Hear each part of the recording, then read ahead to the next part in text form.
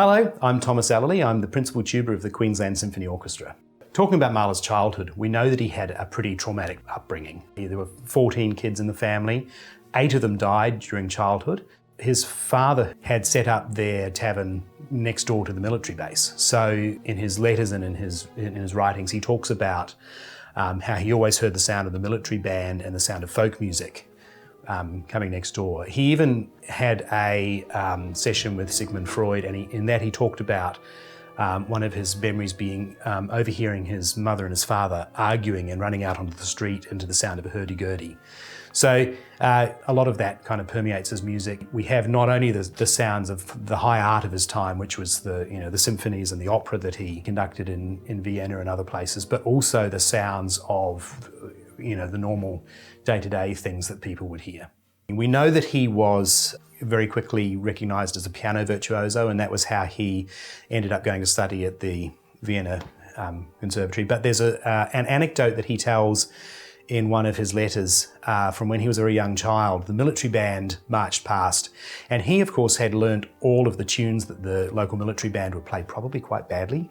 There's moments in the symphonies where you listen and you can hear that he's trying to make the orchestra sound like an amateur military band. And in the Sixth Symphony, there's things like the ruta, which is a bundle of sticks that one of the percussionists up the back whacks the edge of the bass drum with. So the anecdote is that he heard the military band marching past playing their tunes, and he grabbed the piano accordion and rushed out onto the street, and he disappeared for several hours. His family was trying to figure out where he'd got to, and he was only found a few hours later having marched through the street behind this military band playing all the songs with them on the piano accordion. I guess if you were surrounded by death in a way that in the early 21st century, I guess we can't quite understand, you would be thinking of it as the most important question for art to answer.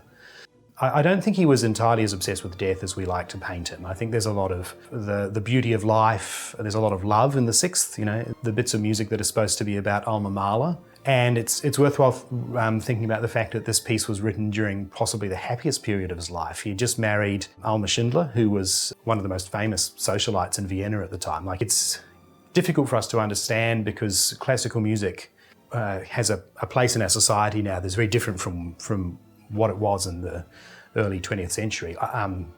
Gustav Mahler was probably the closest thing we could think of as nowadays would be a rock star. And he just married one of the most eligible bachelorettes in Viennese society, and he had 2 young children with her.